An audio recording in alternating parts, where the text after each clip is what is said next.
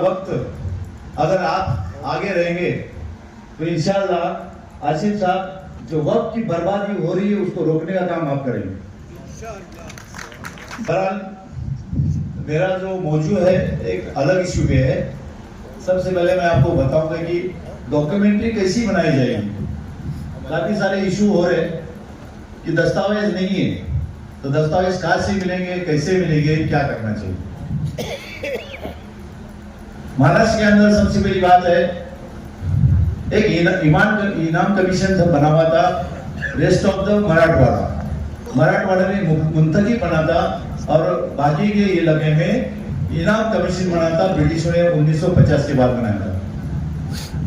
वो बनाने की वजह ये थी उनको कि उनको उससे टैक्सेशन लेना था, लेकिन आज के तारीख में उसका सही इस्तेमाल हमारे इनाम प्रॉपर्टी वर्क प्रॉपर्टी के लिए सही काम में आ रहा। इनाम कमीशन जब बना उसके पहले बादशाह लोगों ने सनद बनाई। उस सनद का इस्तेमाल करके इनाम कमीशन ने अदालत लगाकर पूरे महाराष्ट्र के और बाकी इंडिया के प्रॉपर्टी को एक एमिनेशन बनाया, रिकॉर्ड बनाया। हर गांव का रिकॉर्ड है उसके अंदर इनाम प्रॉपर्टी जब आती है तो उस प्रॉपर्टी के अंदर मुस्लिम की आती, हिंदू की आती, क्रिश्चियन की आती, कुलकर्णी वतन आता। तो ये सब आपके सामने मौजूद है। तो इसलिए वो लैंड एलिनेशन हर गांव का आपके पास रहना चाहिए और वो मिलने की जगह है पुणे के अंदर आर्कोलॉजी या तो पूरा अभिलेखागार। उसके बाद आपकी एलिनेशन के बाद आपका रेवेन्यू रिकॉर्ड आता है 7/12, गांव नंबर 3, गैजेट। तो ये डॉक्यूमेंट को सीरीज में लाया जाता है। हुआ ये कि जब 7/12 का कॉन्सेप्ट आ गया तो उस कॉन्सेप्ट में ये हुआ कि उस वक्त उस दरगाह मस्जिद कब्रिस्तान नाम लिखने के बजाय उधर उस मुत्तवल्ली का नाम लिखा गया और उससे जो गड़बड़ी शुरू हुई तो आज तक चल रही है कि मुत्तवल्ली सोच रहा है कि मेरे बाप की प्रॉपर्टी, जबकि वो आपकी नहीं है। ये प्रॉपर्टी उम्मत की प्रॉपर्टी है, देश की प्रॉपर्टी है और वो इसलिए दी गई है कि उम्मत के हर मसले को, बेवा को, यतीम को, अपाहिज लोगों को कैसी मदद की जाए, उसकी एजुकेशन पे मदद की जाए। तो खिदमत मास और मदद मास ये दोनों कॉन्सेप्ट पुराने जमाने से चलते आने के बावजूद भी हमारे गिरिबान में हमें झांक के देखना पड़ेगा कि हमने क्या किया। हम गैरों पे उंगली उठाना बंद कीजिए, अपने गिरिबान में जाते हैं। अगर आप ये नहीं करेंगे तो प्रॉपर्टी कैसी बचेगी। तो ये डॉक्यूमेंट्री सबसे इंपॉर्टेंट अहम जरूरी चीज है कि आपके सभी मस्जिद कब्रिस्तान ईदगाह के पास ये चाहिए। आज के तारीख में जो उम्मीद पोर्टल आ गया उसके लिए ये सबसे जरूरी चीज है।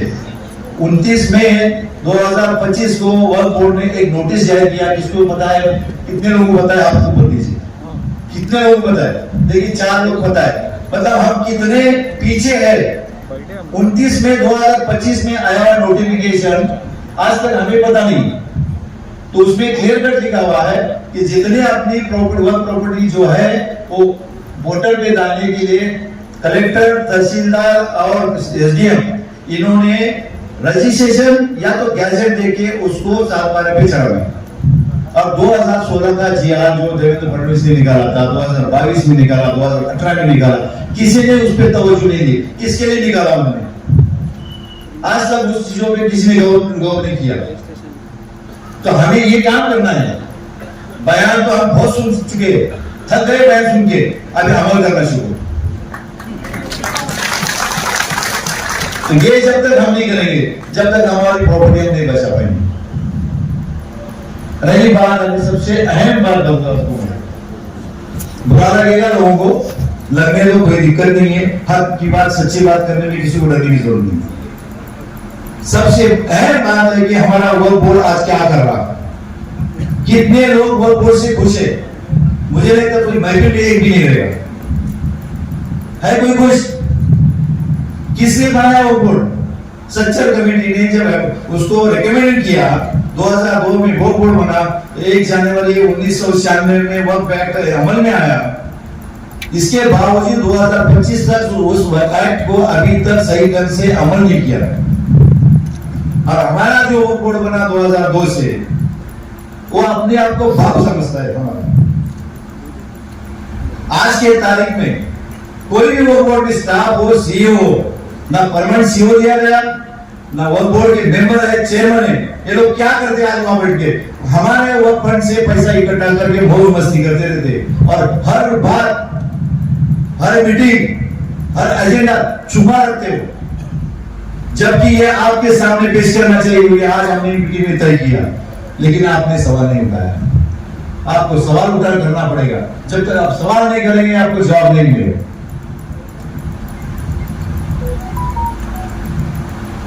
क्योंकि आज हम पूरे महाराष्ट्र में देखेंगे, आज का मौजूदा वक्फ बोर्ड 4 प्रॉपर्टी, नासिक की प्रॉपर्टी आपको पता है नहीं पता है, दुधारी मस्जिद कितनी पुरानी है, उसको नॉन ऑफ किया।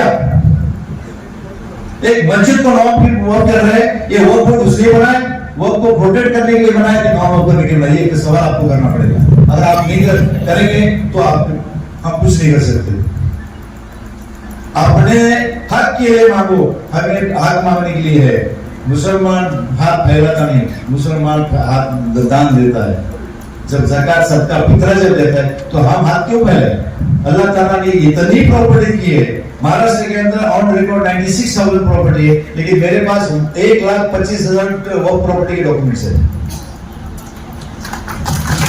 उसमें से अगर 25% में प्रॉपर्टी आप अपने हाथ में लेंगे, उस पे एजुकेशन, उसके अस्पताल, उसके अंदर डेवलपमेंट आप करेंगे, तो कोई भी मुसलमान रास्ते पे नहीं देगा। हमारे मस्जिदों के सामने बुरके में गाँव बैठी है, मस्जिदों के दरवाजे में बुरके में औरतें बैठने के लिए नहीं है।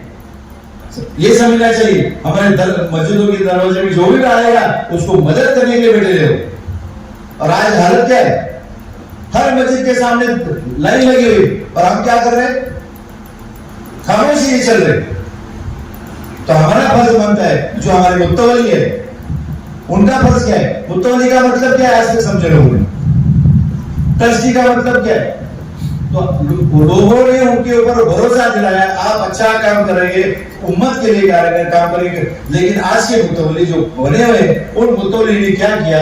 अगर डेटा निकालूं, आप हैरान हो जाएंगे। तो हमें क्या करना है, ये बड़ी बात है। अब इस वक्फ बोर्ड में क्या चल रहा है मैं आपको बता दूं। आसिफ साहब, बहुत जरूरी बात है। आज का वक्फ बोर्ड जो चल रहा है, आज मुसाफिर खाना जो 1923 में बना, जिसके अंदर मस्जिद है, आज भी उस मुसाफिर खाने में नमाज होती है, उसको 2000 अप्रैल में 9 अप्रैल को नॉन ऑफ करता है वो बोर्ड।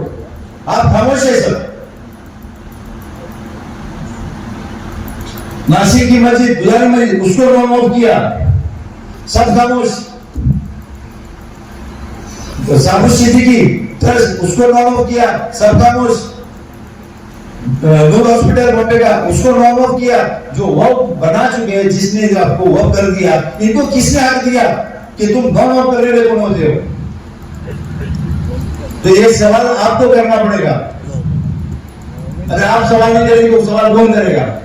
आज के तारीख में वक्फ बोर्ड के अंदर हम जब ये सवाल कर रहे हैं, और उसके बाद आसिफ साहब, चारों ऑर्डर पे एमनेस्टी लाया है, चारों ऑर्डर पे। ये आपको करना पड़ेगा। इसलिए मेरे दुश्मन बन चुकी है, कोई फर्क नहीं पड़ता, कोई फर्क नहीं पड़ता। हमारे पीछे उन्होंने दुनिया भर की कोशिशें कर रहे हैं। मेरे साथ जो काम करते हैं उनको वो नौकरी से निकाल रहे हैं। आप सोचो, हमारे साथ जो उठते बैठते ताल्लुकात, जितने सलीम मुल्ला के ताल्लुकात में, उसको नौकरी से निकालो। अभी 3 वाकया हो गए इसमें। जो लोग अच्छा काम करते हैं तो हमें उन पे सवाल करना पड़ेगा। हम तो चाहते हैं कि इस वक्फ बोर्ड को डिसॉल्व हो। आप अगर साथ देते, आसिफ साहब, अगर आप साथ देते तो हम एक यहाँ से रेजोल्यूशन पास करेंगे और सीएम को देंगे, आप मौजूदा वक्फ बोर्ड को डिसॉल्व किया जाए। अगर डिसॉल्व नहीं होता, सब बिक चुके हैं, मेंबर बिक चुका है, सीईओ बिक चुका है, चेयरमैन बिक चुका है, सब पैसे के खातिर काम कर रहे हैं और हम खामोश। कब तक रहेंगे हम खामोश? जुल्म तो करने वाले नहीं कर रहे, हमारे लोग अपने से जुल्म कर रहे हैं और हम इंसान दे रहे हैं बेरों को। तो आज के तारीख में वक्फ बोर्ड ने नया एक सिस्टम शुरू किया है, वक्फ फंड। वर्क फंड कब से देना है? कितने ट्रस्टी ने वर्क फंड दिया? कितने ट्रस्टी ने वर्क फंड दिया आज तक? कोई 2% देता, कोई 5% देता, कोई 7% देता। क्योंकि वर्क बोर्ड चलाने के लिए वर्क फंड चाहिए। मतलब हमारे आमदनी से लेंगे, जब हमारा काम ही नहीं कर रहे, हमें सर्विस नहीं दे रहे, तो हम एक ऐलान करते हैं कि वर्क फंड देना बंद करो। No service, no work fund. जब तक आप सर्विस प्रोवाइड नहीं करेंगे, वर्क फंड नहीं देंगे। रजिस्ट्रेशन को जाओ, unlimited time. Sales report, unlimited time. 69 scheme, unlimited time. No time table. 5 साल, 10 साल, 20 साल, वो आदमी परेशान होके जाते हैं। और आपका पहला एप्लीकेशन जब जाता है चेंज रिपोर्ट का या 69 का, आप बाहर नहीं निकलते जब तक आप लोगों को पता चलता है तो ऑब्जेक्शन डालते। ये आदत है हमारी, इससे बाहर निकलना पड़ेगा। कब निकलेंगे हम? जब आप सवाल करेंगे। और एहतियात होकर मैं सवाल करो, अकेले में आपको कोई भी सपोर्ट नहीं करेगा। मैंने एक डिप्टी सेक्रेटरी को परसों बोल के आया हूं, 22 तारीख का उनको अल्टीमेटम दिया था मैंने, अगर इन लोगों को काम पे नहीं लिया तो मैं मालेगांव के महफिल में ये ऐलान कर दूंगा कि वो बोर्ड टोटली करप्ट हो चुका है। क्योंकि जो एम्प्लॉयज काम कर रहे, आज इसके पहले बता दें कि एम्प्लॉयज नहीं हमारे पास, आज के तारीख में 210 एम्प्लॉयज है, तो सर्विस कितनी मिल रही है? 210 एम्प्लॉयज रहने के बावजूद हर डिस्ट्रिक्ट ऑफिस में तुम्हारा डिस्ट्रिक्ट ऑफिसर है, कितना डिस्ट्रिक्ट ऑफिसर तुम्हारे ऑफिस में रहता है? आपको सवाल करना पड़ेगा, क्योंकि आपके वर्क फंड से उनको तनख्वाह जाती है। अगर आप सवाल नहीं करेंगे तो सवाल कौन करेगा? क्योंकि आप वर्क फंड दे रहे, बड़े मुश्किल से कोई जगह में मस्जिद को मैनेज किया जा रहा, फंड नहीं है, इस तरीके से वो हैंडल करते, इमाम का पगार, मौजन का पगार, लाइट बिल पगार, इसी के बारे में जो सोचते नहीं, सिर्फ वर्क फंड चाहिए। और टारगेट बना रहे, टारगेट कि इतना वर्क फंड हम इस साल कलेक्ट करेंगे। वर्क फंड का करेंगे क्या भाई? आज तक कितने बेवाओं को तुमने आज तक मदद की? वर्क का असली कॉन्सेप्ट है कि मदद करना। किसको किया आज तक? कितने बेवाओं को आज तक इन्होंने पेंशन दी? नहीं दी। तो हमारा जो फर्ज बनता है वो हमें करना है। हम अपना काम करते रहेंगे, कामयाबी देने का काम अल्लाह का है। हम इसमें हमेशा पॉजिटिव सोचेंगे, कभी भी नेगेटिव नहीं सोचेंगे। अगर आप पॉजिटिव सोचते जाएंगे, अल्लाह ताला आपको सुख में जरूर कामयाबी देगा। लेकिन कंटिन्यूशन फॉलो करना, ये आपको करना है। और अपने मोहल्ले से शुरू करो।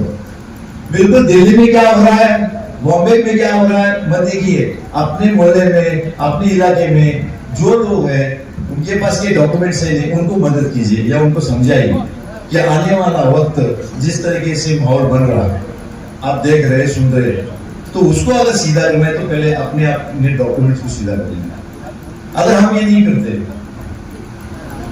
तो इल्जाम दूसरों को मत दीजिए। और इसका सबसे बड़ा जिम्मेदार कौन है? कुछ ट्रस्टी, कुछ वर्क माफिया और वर्क बोर्ड। वर्क बोर्ड की जो स्टाफ है, बिहाइंड द डोर उनको डोर नौकरी भी लगाया है। बिहाइंड द डोर ये समझ लीजिए। वापसी वेबसाइट जब बनी, 10 साल वापसी वेबसाइट का काम चला। वापसी वेबसाइट में 5 आदमी जब वर्क बोर्ड में थे, सेंट्रल वर्क काउंसिल की तरफ से, उन्होंने वापसी का काम नहीं करवाया, अपना खुद का काम करवाया। लोगों को पता ही नहीं, अवेयरनेस नहीं, क्योंकि आपके लिए लोगों को बिठाया और लोग दूसरा ही काम कर रहे हैं। आप जब भी जाते हैं, कितने लोगों के चेहरे पे हंसी आती है जब आपने कुछ काम करा? आप बताइए, आपको लगता है कि मुझे तुम बोलिए क्यों आए लोग? तो ये चीजें 2002 से वो बोर्ड जब स्टैब्लिश हुआ तो चैरिटी कमीशन में जितना भी रिकॉर्ड था, जितना भी था, पूरा चला गया वो बोर्ड।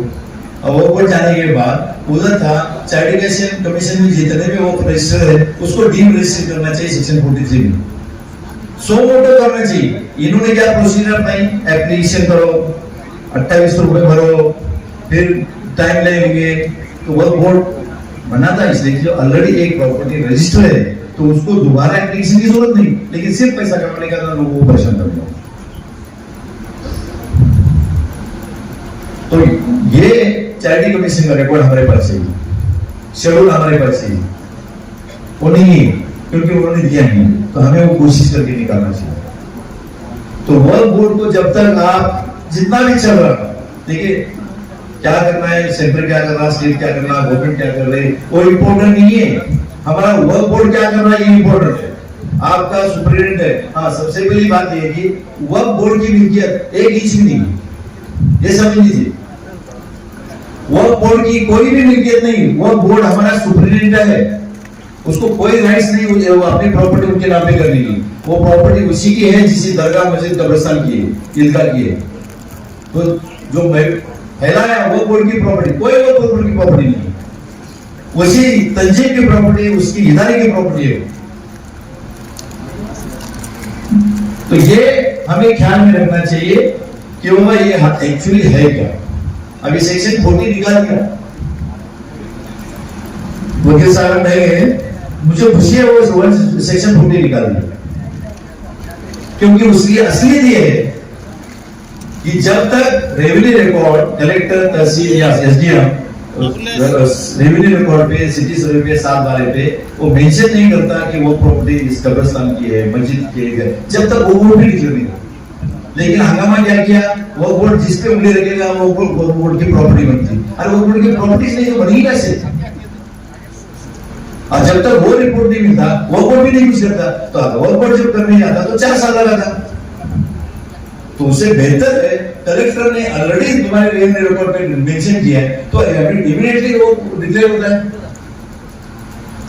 कुछ चीजें हैं अमेंडमेंट में, जैसा कि सबसे बड़ा इश्यू है लिमिटेशन एक्ट, जो लिमिटेशन एक्ट नहीं करना चाहिए, क्योंकि वो रिलीजियस प्रॉपर्टी जो हिंदू एनवायरमेंट एक्ट में अगर नहीं है तो वक्त भी क्यों है। कुछ बुनियादी बातें हैं कि जिसके पास इंक्रोचमेंट रहेगा तो वो अगर 12 साल करेगा तो उसकी हो जाएगी, तो ये रिलीज प्रॉपर्टी हो सकती है क्योंकि उसका मालिक अल्लाह ताला है। तो देने वाला लेने वाला दोनों के तो सेम नहीं चाहिए, या देने वाला लेने वाले स्रोत है लेकिन देने वाला अल्लाह का सिग्नेचर लाइन। इसलिए सुप्रीम कोर्ट में डिसीजन दिया था वंस वर्क वाले का, ये तो क्लियर आपके सामने आना चाहिए, साफ सुथरे दिमाग में ये पहले बैठना चाहिए कि अभी एक बात है कि 10 करोड़ रुपए सालाना महाराष्ट्र गवर्नमेंट दे रहा, क्यों दे रहा, कितने लोगों को पता है? 10 करोड़ हर साल देता है, इसलिए देता है कि वर्क बोर्ड का इस्टेब्लिशमेंट ठीक करने के लिए। अब इस्टेब्लिशमेंट क्या आता है? नए ऑफिस बनाओ, नए गवर्नमेंट टेक्नोलॉजी लाओ, डॉक्यूमेंट्री प्रॉपर्ली रखो, लोगों को सर्विस अच्छी प्रोवाइड करो। लेकिन इस वर्क बोर्ड ने क्या किया इस टाइम, आपको पता है किसी को? पिछले साल पूरे महाराष्ट्र में ऑफिस बनाए, अच्छा काम किया, हर जिले में ऑफिस बना उसी गवर्नमेंट के फंड से। और इस साल क्या किया, सारा लीगल सेल नाम की एक कंपनी लाकर वर्क ट्राइब्यूनल के अंदर कॉन्ट्रैक्ट दिया गया 2.5 लाख करोड़ का, जबकि वर्क बोर्ड के पैनल पे काफी सारे एडवोकेट्स थे।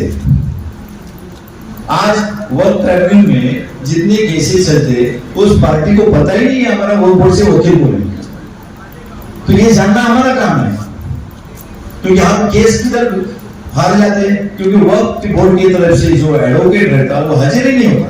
ये हमारा खुद का तजुर्बा है, 1000 लोग गए क्योंकि आपने उधर क्या नहीं दिया, पता ही नहीं क्या नहीं दिया। तो वर्क बोर्ड का काम क्या होता है, उन्होंने रजिस्टर किया, उन्होंने स्कीम मंजूर की, उसको जब चैलेंज होता तो चैलेंज में हम केस हार जाते, तो वर्क बोर्ड ने वहां अपना प्रॉपर से नहीं दिया, क्योंकि एडवोकेट ही नहीं उधर। और आप भी उल्टा काम किया,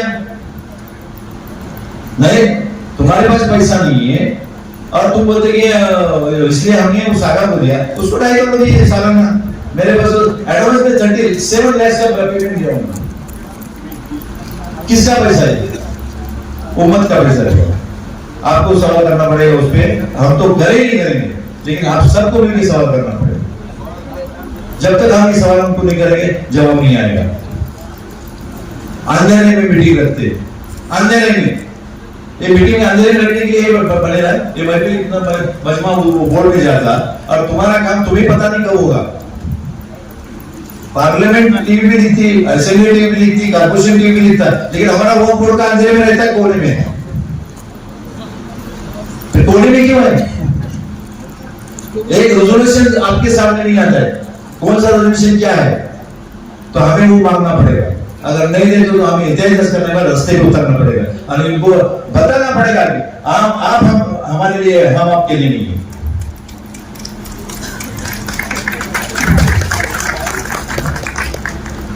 तो ये हमारी मेन बुनियाद अगर किधर फंस गई है तो वो बोर्ड में फंस गई। ये समझ लीजिए, इनकी गुलामगिरी मत कीजिए, इनकी हाजाजी मत कीजिए। मैंने परसों उनके भाई को बोल दिया, अगर आपसे नहीं होता इस्तीफा चाहिए मेरे को दे दोगे। जब तुम मस्जिद को नहीं बचा पाए तो तुम्हारा वो बोर्ड में चेयरमैन रहने से क्या मतलब है? हमारा काम इसलिए नहीं करते कि हम ऑपोजिशन लेते, इसलिए उन्होंने डायरेक्ट बोल दिया हम इनका काम नहीं करेंगे। हमने कहा तुम नहीं करेंगे तो हमारे पास दूसरे रास्ते। आज ही लेटर भेजा उसने 4 महीने के बाद, व्हाट्सएप पे लेटर भेजा डर के मारे। सोलापुर की काली मस्जिद का सिर्फ उनकी गलती है, अकाउंट नंबर गलत डाला, उन्होंने डाला, उसका करेक्शन करने के लिए 4 महीने लगे।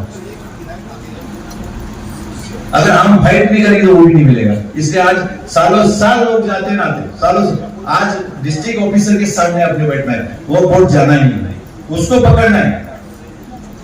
आपको वो बोर्ड की हेड ऑफिस जाना नहीं, किसी ने बोला चेयरमैन को मिला, उसे नहीं मिलना है। डिस्ट्रिक्ट ऑफिस को बोलना चाहिए तेरी ड्यूटी तू पूरी कर। तुम यहाँ से मालेगांव से औरंगाबाद जाने के बजाय मालेगांव से नासिक में जाकर उसको पकड़ना, उसका काम है वो। तो ये बुनियादी बातें आपको समझनी है। अगर हम ये समझेंगे बुनियादी बातें, जब जाकर कुछ हासिल हुआ। खान साहब ने जो जिक्र किया, 4 प्रॉपर्टी का हमने काम किया, 4 सिर्फ एग्जाम्पल के तौर पे। हमें एग्जाम्पल बनाना है, हम क्या करें, एग्जाम्पल नहीं बना रहे, हम सिर्फ अपना अपना काम करते। एक मिनट में मदद करनी चाहिए, किसी को क्या तकलीफ है, किसी को क्या तकलीफ है, तो उससे रास्ता निकलना है। तो एग्जाम्पल जब तक क्रिएट नहीं करेंगे तो उम्मत हमारे साथ नहीं बनेगी। और वक्फ का बेनिफिशियरी आज तक कौन है? आप मुझे बताइए।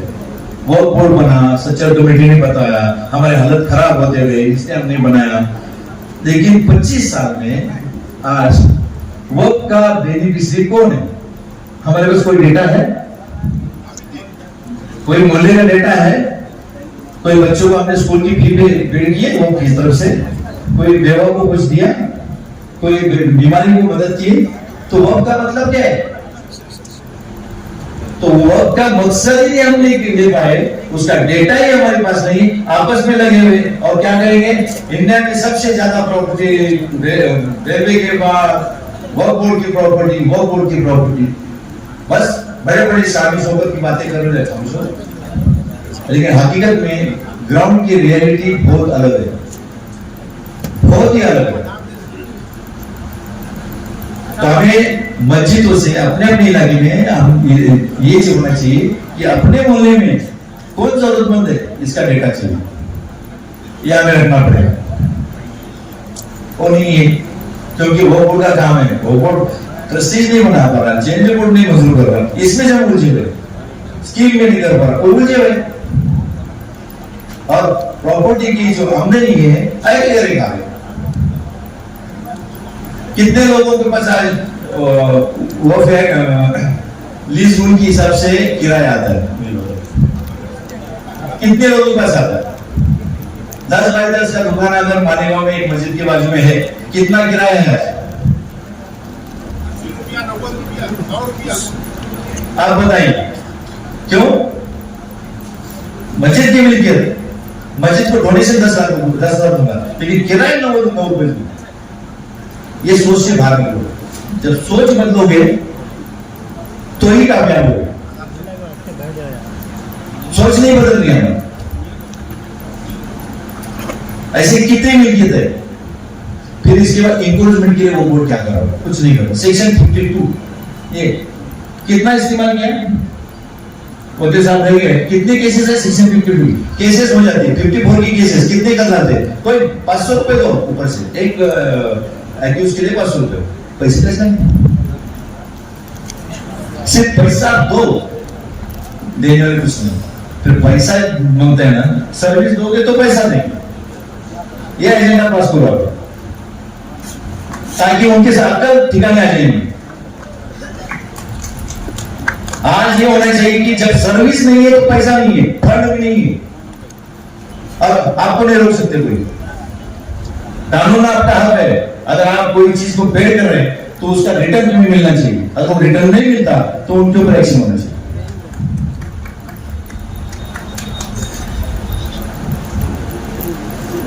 तो फिलहाल वह पोटेंशियल है बहुत बड़ा, उम्मत के लिए, देश के लिए इतना बड़ा पोटेंशियल है वो, और आज की तारीख में पूरा वेकेंट है। आपको काम करने की इतनी स्पेस है उसमें, अनलिमिटेड है, सिर्फ शुरुआत करने की जरूरत है, हाथ फैलाने की जरूरत नहीं पड़ेगी।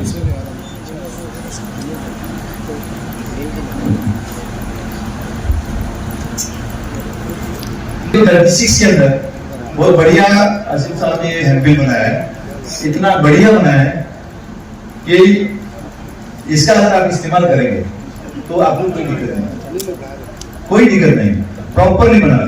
सिर्फ इसमें ये होना चाहिए कि सेक्शन 36 में रजिस्ट्रेशन को जब जाते हैं तो हमें उनको सवाल करना चाहिए कि क्या टाइम लिमिट में तुम करके रहोगे।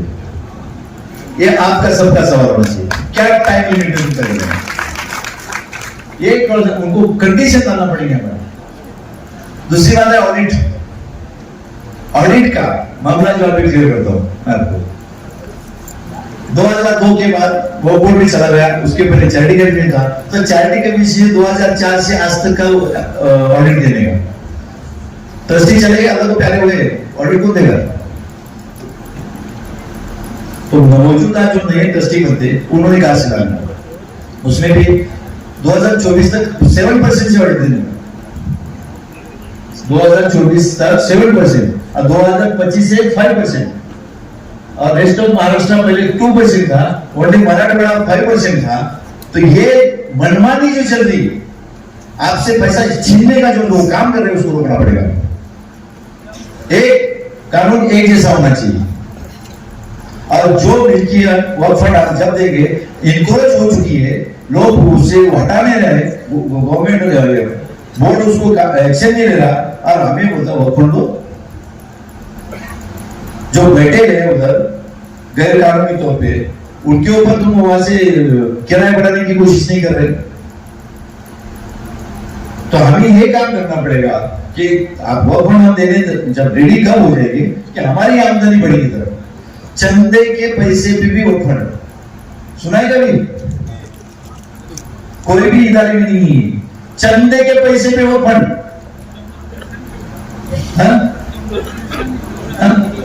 आप चंदा देते हो जुमा का, उस चंदे के पैसे पे वक्फ फंड देना पड़ रहा।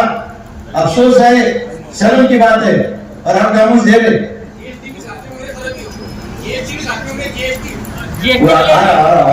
उस पे जा रहा, वो वक्फ फंड पे जा रहा। तो ये वक्फ फंड चंदे पे देते हो, क्यों? हमारे पास फंड नहीं, जाओ घरों, चले जाओ, मिलना करो, मत बैठी हो, 7 लोग में कहना जगह निकालो, हटा लो इनको। 5 स्टार होटल में तो मिटेगा नहीं है, वो पैसा कहां से आएगा? लोगों को परेशान करके पैसा लोगे, वो पैसा कहां से आएगा? कितने लोगों ने पैसा दिया मुझे पता है, सब लोगों ने पैसा दिया, थोड़ा किसी ने कुछ, कोई नाम हाँ नहीं बोलेगा, लेकिन दिया पक्का। हर लोग सिर्फ 1 रुपया किसको नहीं दिया आज तक। चारों ट्रस्ट मंजूर करके लाए, चारों स्कीम मंजूर करके 1 रुपया किसको नहीं दिया। उनकी जान गया में, आखिर में हमने मोर्चा निकाला, वो बोर्ड के ऊपर जब हो गया। तो आपको भी वो करना पड़ेगा। अभी सब ये वक्फ फंड स्कीम के पैसे, चाहे चेंज के पैसे 36 के, उसके ऊपर जीएसटी, चैरिटी कमीशन में आई क्या? नहीं। तो लूट रहे, हमें से हमारे से वो लूट रहे। जीएसटी का क्या मीनिंग, क्या है जीएसटी का? तो अभी क्या किया, सिर्फ जीएसटी कैंसिल किया, रेवेन्यू टैक्स के लिए जीएसटी कर सिर्फ। तो हम खामोश से करके वो घूस भी करते जा रहे। आप खामोश है, कल गर्दन पे छुरी फिराएंगे, में हम खामोश नहीं। उठो, जागो, उठोगे, जागोगे, पूछोगे तो मिलेगा, नहीं तो नहीं मिलेगा।